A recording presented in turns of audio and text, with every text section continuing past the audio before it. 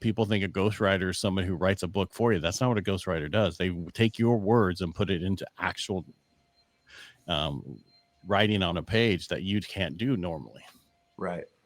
But back to like James' story. I mean, Steven Seagal, that must have been really a lot of fun.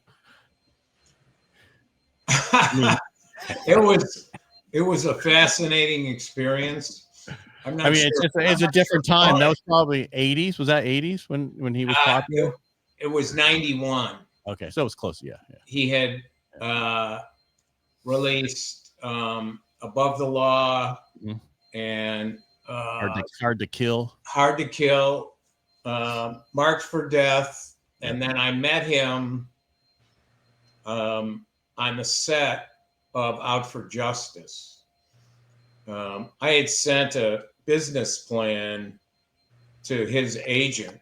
James, hold on a second. For people who didn't know, you didn't hear us earlier, James actually was in a business with Steven Seagal. That's how we got here. So go ahead, James. The bar business, restaurant bar business with Steven Seagal.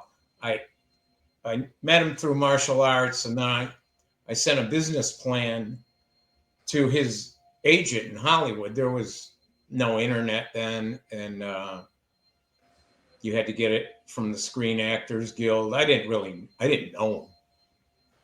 And I thought this was just going to end up in the garbage. And they contacted me and did some vetting. And then I flew out to California and met with them on the set of Out for Justice.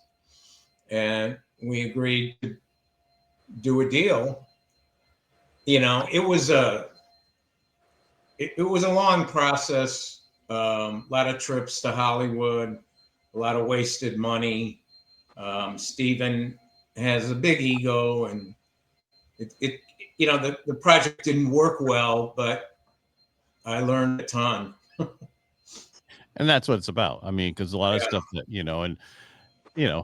it's people who are in certain things have to have an ego and have to be narcissists. I mean, that's just how it works. I mean, I would not want to be president of this country because you have to be a certain person to be that way. And I don't want to be that way.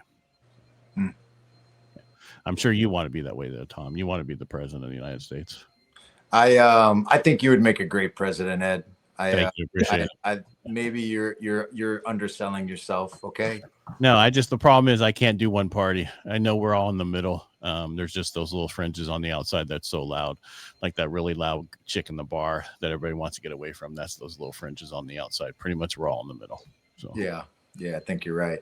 Yeah. Well, you think about when we're in the service, like, because I get together a bunch of guys and we can say stuff to each other. We're all different nationalities, and people, if they hear what we say to each other, they're like, "Oh my God, these guys are just," you know what I mean? Because that's like, it's just that's how we are. We're different. We're connected. We dealt with stuff. We were in pressure that was unreal, and to deal with that pressure, you joke differently than you do in other things. Sure. Yeah.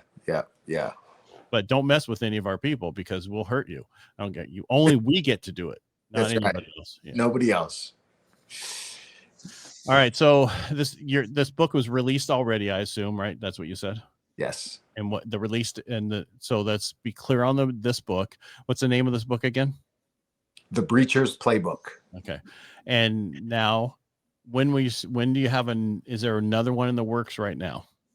Yes. Book 2. And it's do you have a name for a title for it yet, or is that something it's like we're still working on the title?